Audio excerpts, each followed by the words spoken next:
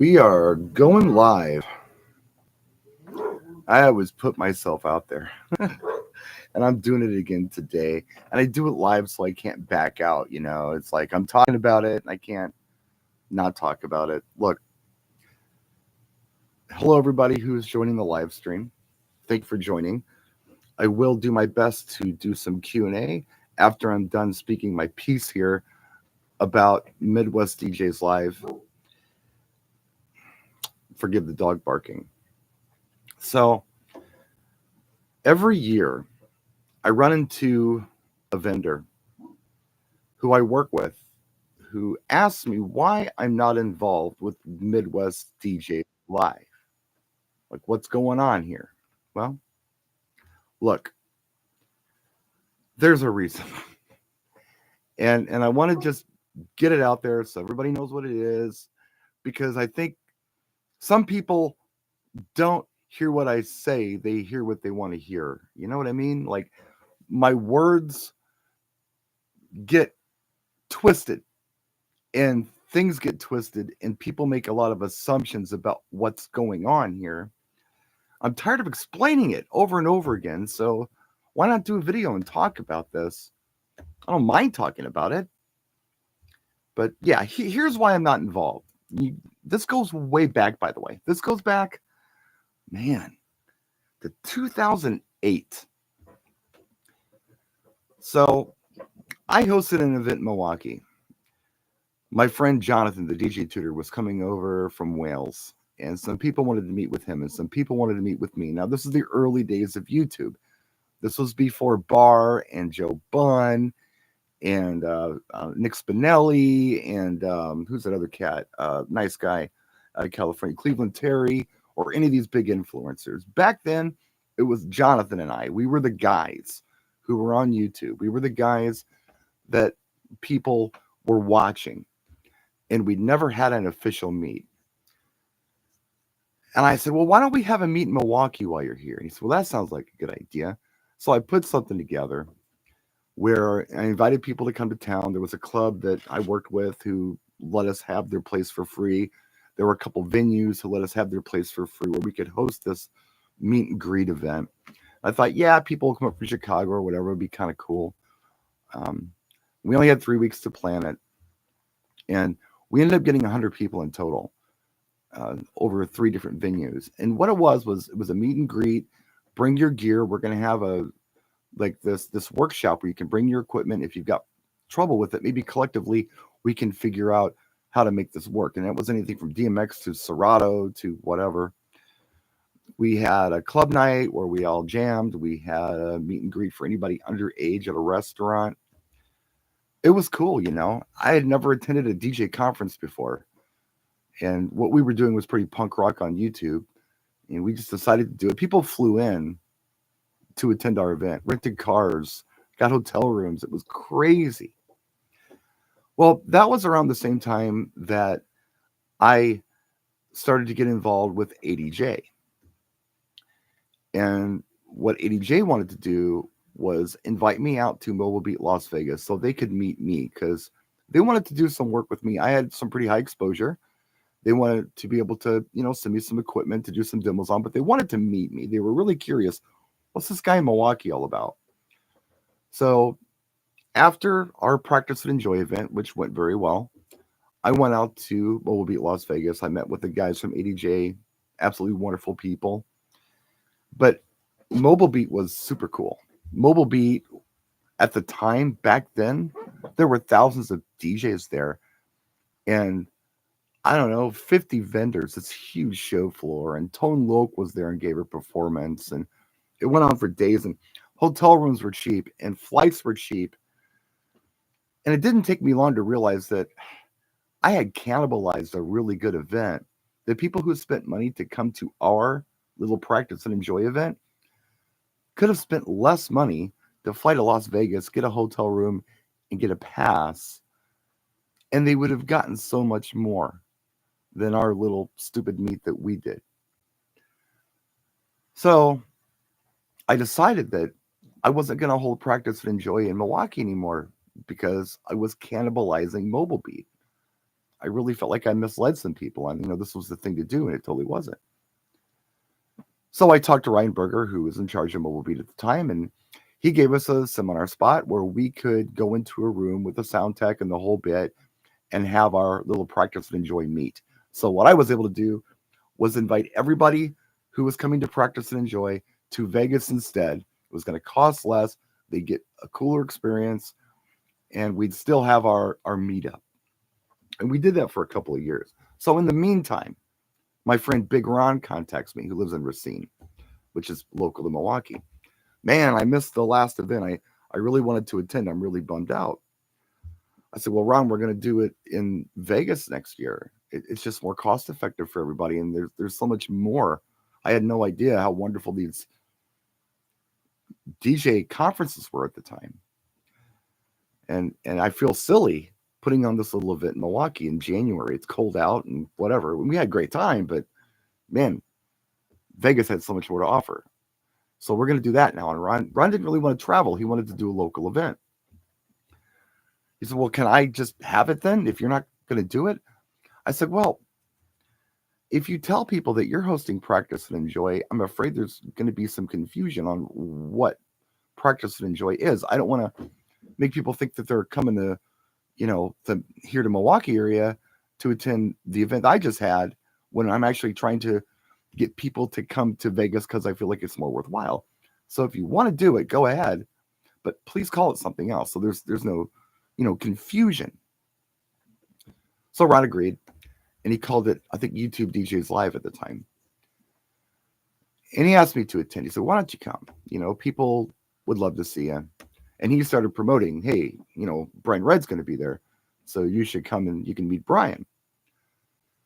And the way Ron had it set up, he had it set up at a bar. It was cool, and it was a free event for everybody. People ate and drank at the bar, but there were seminars all day. And I think they had a DJ swap meet there. The different keynotes come in to talk.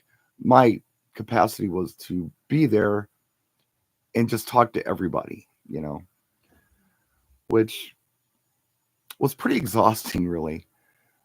Normally, after this all happened, I was attending shows, but I was giving seminars or keynotes or something where I would stand on stage for an hour, I would talk, and then I would do like a Q&A session, and then I could just enjoy the rest of the show. That's what it kind of became with me after people started recognizing me from YouTube and wanting to see me.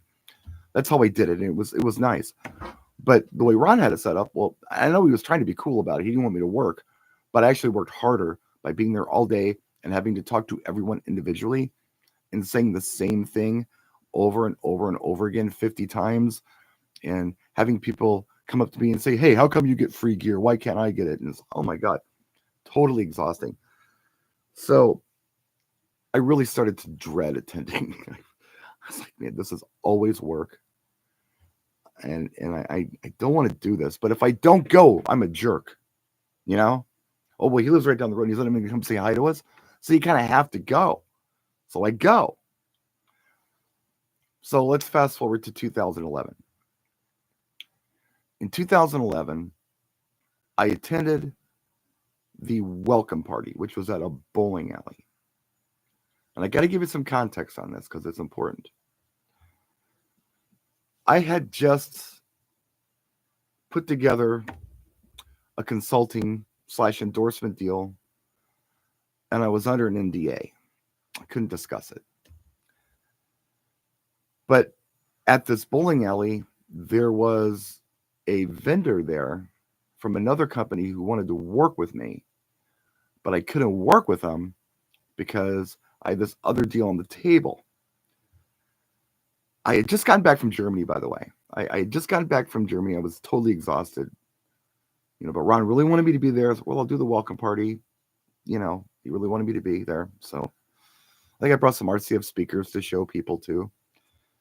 But that guy was there, and I was really uncomfortable. And then there was another guy that was there. It's a local guy who I used to hang out with and work with. And I used to try to hook him up. Like if I was going to Mobile Beat, I'd get him a pass. He could stay in my room, whatever. I was trying to be a nice guy, trying to hook him up where all he had to do was take care of flight and everything else, I would cover for him. Well, this guy, I invited him out to Milwaukee, and I was talking to, um, I'll be vague. I was talking to somebody from a company that I wanted to do some videos with, like with their equipment. And this guy came up very drunk and started insulting the company. It was really embarrassing. And he really made me look bad. And I couldn't figure out why he was trying to sabotage what I was trying to do. So we were not on good terms. He was at this bowling alley and he was giving me the side eye all night. On top of that, I got everybody come up to me and wanting to talk to me, wanting to ask me questions and wanting me to tell them things and explain things to them or say hi or whatever.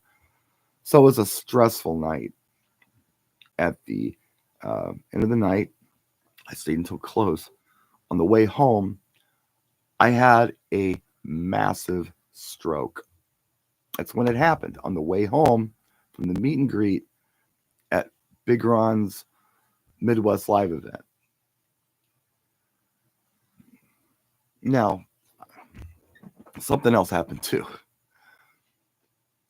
I'm in ICU for a while. And the one thing that I didn't want to do was, of all things, I'm thinking about this, stable condition, but under watch in ICU. I'm thinking about the club that night, how somebody has to DJ at the club because I was supposed to do it. So I had my mom call my agent to tell my agent they had to staff somebody for the club. When mom told the agent what happened, the agent freaked out and the agent started to call people, tell them what had happened to me. Now, normally this would just be telling local people, but seeing how people were at Midwest DJs Live, they got calls there and told everybody at Midwest DJs Live what had happened to me. And it went viral. Everybody put it online, on Facebook or whatever, and they were freaking out, which, I get. But the problem was I hadn't even told my daughter this had happened to me yet. She didn't know. So my family didn't even know about all this, and it got leaked. So the whole thing was just like, oh my God, this Midwest thing. So I told Ron I don't want to do it anymore. Ron never asked me to just come do a seminar, which I could have done. I could have gone in there for an hour, done a seminar for like maybe 40 minutes, done Q&A for 20, maybe said hi to a few people afterwards, and that would have been it. It would have covered a lot of ground. But Ron never asked me to do that. Ron just wanted me to come and just kind of wander around and meet and greet everybody. Kind of felt like a party clown, It didn't feel good. And, considering all that had happened to me, it's like, you know what? I don't want to do this anymore. Unless you have me in a different capacity, I do not want to do this anymore. So I ended up attending a few more times. And then I stopped attending. And they changed. Other people got involved and such. And I don't know, over the last several years, since they've had it at the Hyatt downtown in Milwaukee, I have attended that top of the Hyatt party a few times. It's like a big round ballroom, and they have DJs in there. They're doing sets and stuff. And I've talked to people there who are involved with Midwest DJs. None of them are from Milwaukee. They may be from somewhere in Wisconsin or Crown Point, Indiana, or Chicago or something, but no one from Milwaukee is involved. But it's held here. But I'll talk to them and I'll say, hey, look, just so you know, if you ever need anybody to come and do a seminar, or you need help with promotion, or if there's any way I can help with this event, let me know. All you have to do is reach out. For the record, I have done seminars and keynotes and such all over the world, literally, in like 7 different countries. I've never once charged to do a seminar or a keynote or anything else.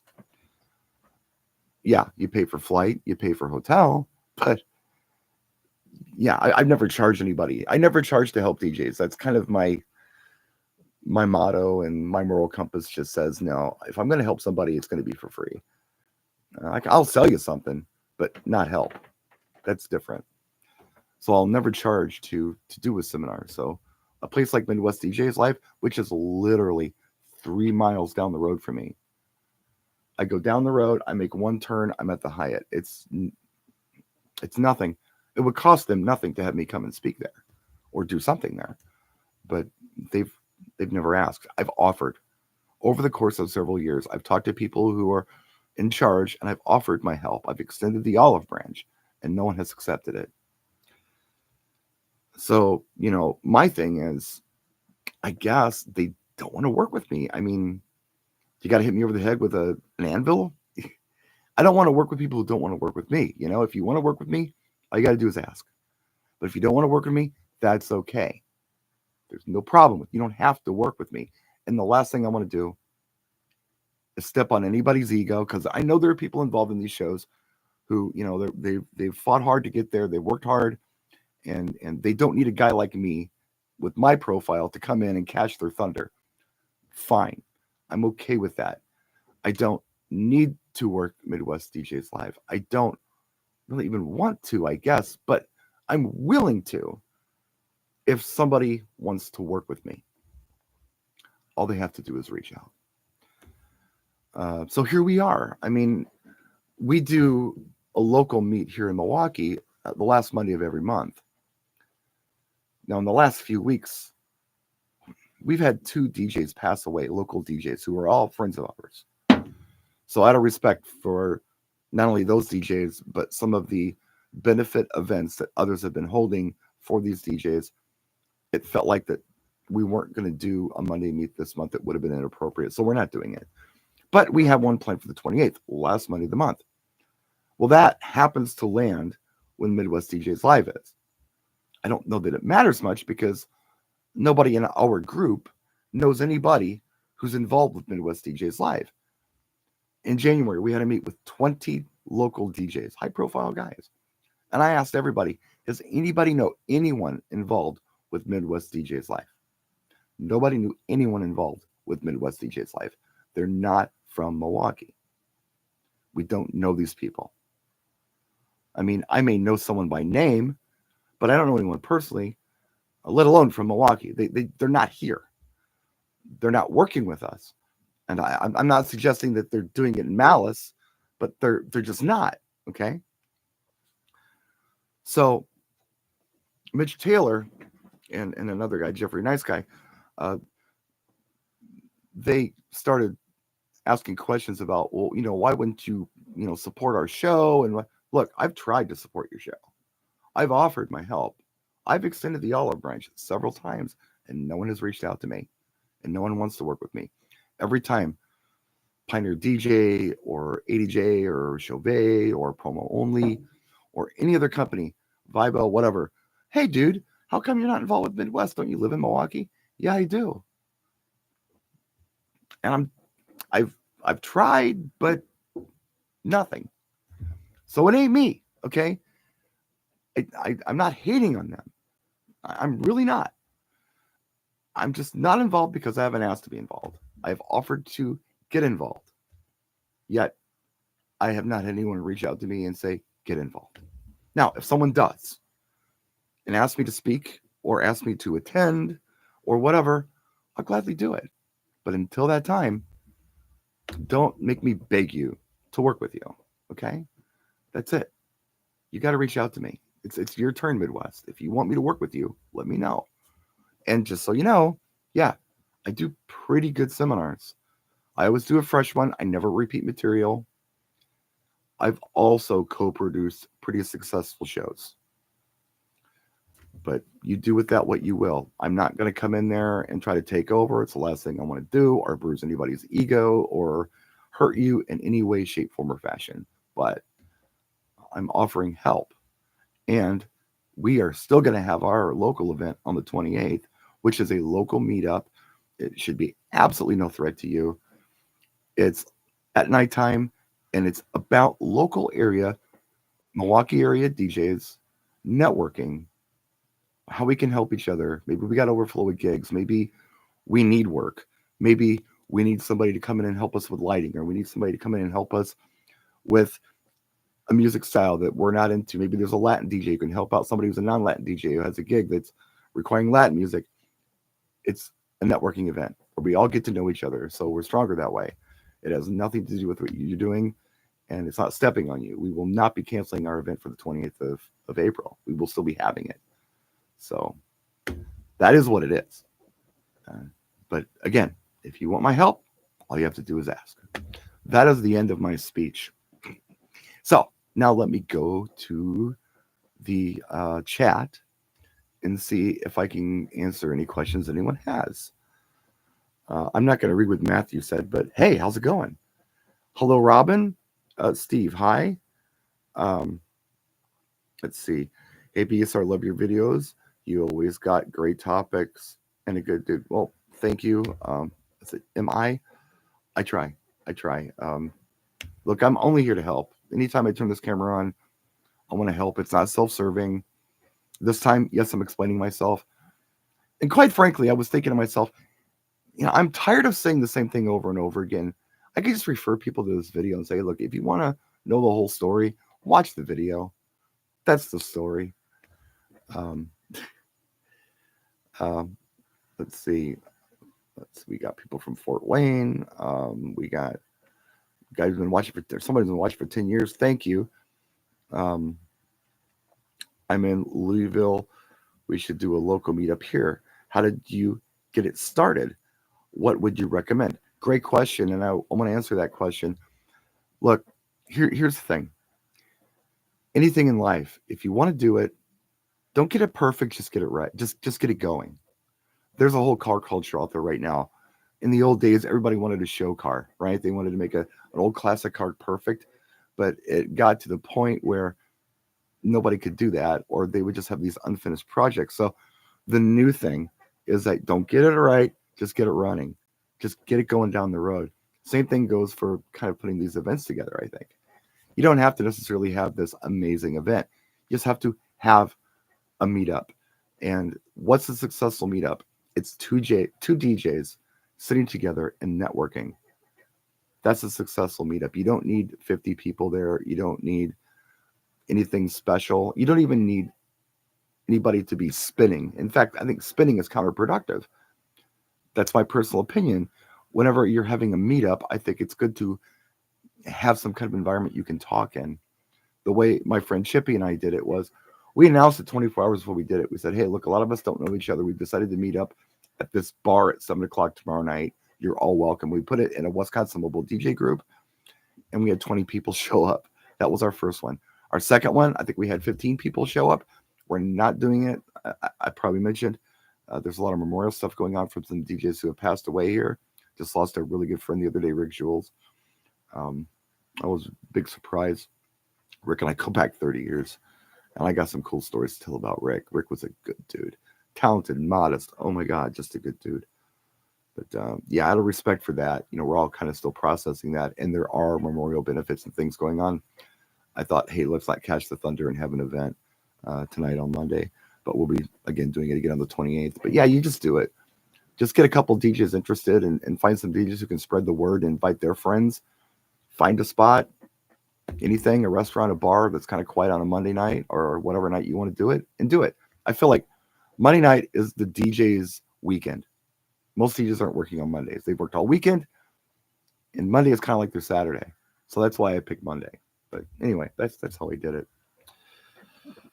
I knew there was some history to it. Unfortunate that it's so segregated, but with time, the board are all good people to my understanding. Yeah, I'm not hating on anybody. I'm just telling you that I have spoke to people, and I have said, yes, I'm happy to work with you, but they don't follow up. I mean, nothing happens. It ends there.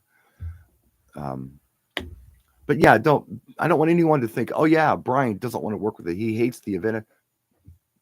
Stop it. I never said that. No, this is what happened, and this is where we are now. And if you want me to help, let me know. If you don't want me to help or be involved, that's fine too. But I just don't like it when people try to make me have to look like the bad guy here because of information they've heard through the telephone game. This is not what's happening. I'm an easy person to get along with. Ask anybody who knows me. I am not a difficult person to get along with. I'm a team player. I am helpful. I'm not a bad guy. I can promote things. I can get people and companies to your event because I've got that kind of outreach. But that does not obligate you to work with me. You don't have to work with me. Just don't make me out to be the bad guy. That's all. Please stop that. I don't like that. I don't deserve that. I really don't. I'm always trying to be the good guy and be helpful. Let's see. Truth. My T-shirt right now says "Progress over perfection." Yeah, yeah. Just do stuff. Don't worry about making it perfect. Just make it happen. Yeah, I remember my daughter was, trying to figure out what she wanted to do with her life, and I said, just go do something. She says, "What do you mean?" I said, "Look, I don't know. Go work at Subway." She says, "Why would I work at Subway?" I said, "You'll learn something. Maybe you'll learn that you hate making sandwiches, but you'll know that. Maybe you'll learn you love making sandwiches. It doesn't matter. But try it. Just do stuff. It doesn't got to be, this big. I think this big planning process kind of prevents us from doing anything at all. We feel like we have to make it perfect. No, don't worry about perfection. Just get something done. Get something going. Worry about, tweaking it later if you feel it even needs to be tweaked. It might be fine just as it is. Don't make it perfect. Just get it running. Um, let's see. Yeah. Scott's taking it hard. Scott worked with Rick. I'll tell you my Rick story if you're interested. Um, Rick Jules is a local Milwaukee DJ, and I'll make this brief because I know some of you are not. You didn't know him or whatever. But Matthew in here, he knew Rick. Everybody knew Rick. Back in probably the early to mid '90s, I was working downtown clubs in Milwaukee, and I had just started a mobile DJ service. And back then, you have to remember, we couldn't just download songs off the internet. We had to go to music stores to get music, and sometimes there was stuff that was hard to find. I, I knew that if I went to Camelot Music at Southridge Mall, or outside of Southridge Mall, big music store, there was a dude there that knew pretty much every song and what CD you could find it on. So I go to him at every single time. He knew. Didn't have to look anything up. He knew where the song was and what CD it was on. And there were times when it was like a song off of an album, might have been the only good song off the album. He knew where I could find it on a compilation and get some other cool music, which was really nice. Money saver. He thought like I did. And eventually, I started getting a lot of weddings, and I didn't have a lot of time to be at the club. I needed a lot of fill. So I said, "Hey, Rick, do you DJ too? You're amazing with music. Do you DJ as well?" "Yeah, but I don't think I'm ready to play downtown." I said, "Rick, I think you do just fine." So I finally talked him into it, and the dude shows up. Well, before I say this, back in those days, you didn't bring gear to a club. You brought music to a club. There was music there, records there, CDs there, turntables, CD players, whatever. You might bring some CDs or some records to a club, but you did not bring gear to a club. Rick shows up on his first night with a brand new Denon dual CD player with a pitch control. I mean, those were really cool, but he had it and he plugged it in, and the guy just killed it, man.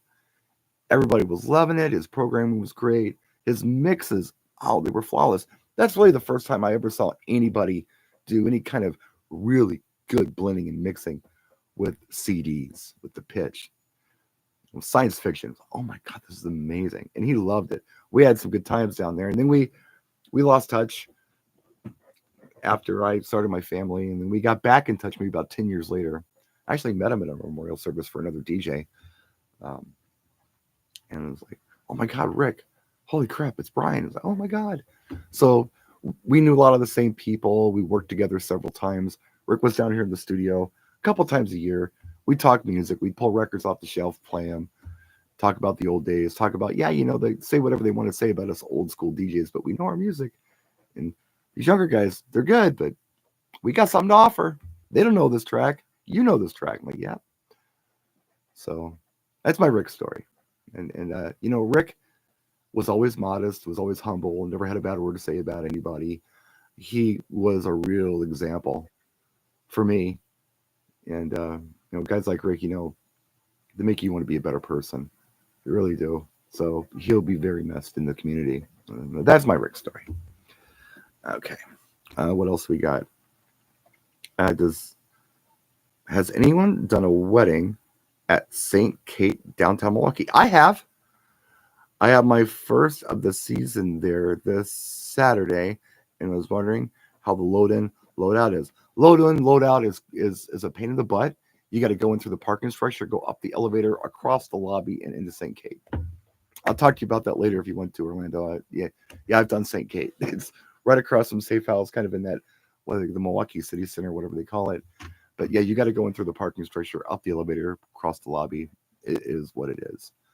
And when I was there last time, it was all black curtains around the room, which made it really fun to light, because you can't really uplight black. But we managed with a lot of bright white lights. What else we got here?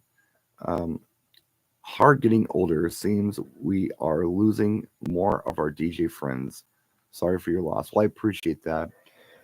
I think about my dad, and every time we lost somebody in the family, how my dad acted, and he did pretty well. And I always thought, wow, dad's a badass. But, it turns out that really dad was just experienced.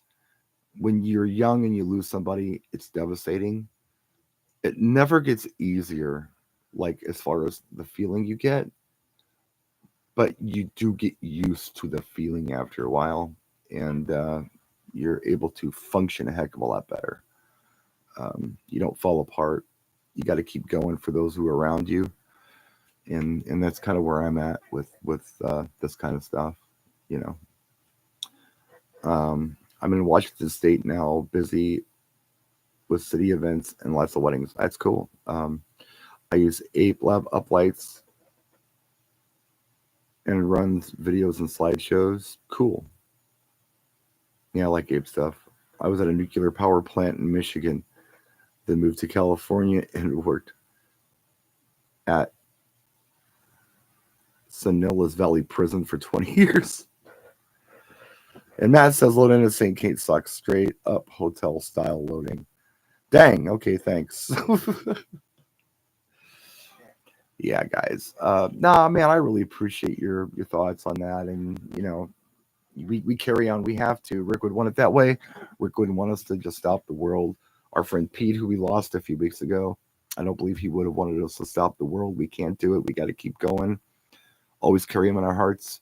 Always thinking about him, the gifts that they gave us, the things that they showed us, and just of themselves, is pretty special. But yeah, so that's my live stream. That's what's going on. I hope I explained it well. I hope I did. I hope I didn't leave anything out. But yeah, God, I just feel like sometimes when people talk to me about this, who are involved in the show, they want to make me look like the bad guy who's somehow trying to sabotage what. No, I'm not doing that at all. It's not what's happening, and that's there's context that they're losing, and so I feel like all the context is here, or enough of it, where you can kind of see why I'm not there. It's not by my choice necessarily. I've tried to extend the olive branch, and I've had people say, yeah, let's get you in, but it never gets followed up, and it never happens. I mean, not even, hey man, when you come to the show, there's a pass sitting there for you. Come on in. Never even that. I've gone to the rooftop party, but that's about it. It's not my show. I haven't organized it. I mean, it's changed a lot since I started it. It's a very different animal, but yeah, that's the story. That's what's going on with it. That's why I'm not involved. But if you're in town, reach out. My God, yeah, I'm right down the road. People have come to town, and we've hung out. We've gone out to eat. We've done city tours and extracurricular activities at night. Always up for that. Always up for that. So if you're coming to town from Midwest, reach out to me, and we'll hook up. It'll be fun. Um, I was playing music on an army base, and being a Marine, I knew it was very important for the troops going to war. Well, yeah, empathy for your audience is important, and being in the military, you definitely had empathy for the gentlemen who are there. You were playing for, and that's cool. It's all about empathy. I believe it's not about, hey, look at me, what can I do? Look at this trick I can do. Look at this cool way I can blend or mix, or look at this thing. No, it's about empathy for the people in front of you. What's going to serve them best? What's going to make them smile? What's going to make them happiest? Do that. Put yourself in their place. And if you're also military, and you understand their struggle, that's massive. That's ideal. where you can have that kind of empathy for others around you. That's great. But anyway, I guess that's it. We'll end the live stream. But thank you all for tuning in. And you can feel free to share, like, comment, subscribe, ring the bell, blah, blah, blah. I'll save this video for others of you later. Appreciate you guys tuning in. Appreciate you guys so much for supporting my channel. Thanks a lot. We'll see you next time. Practice and enjoy, and be patient as I end the stream.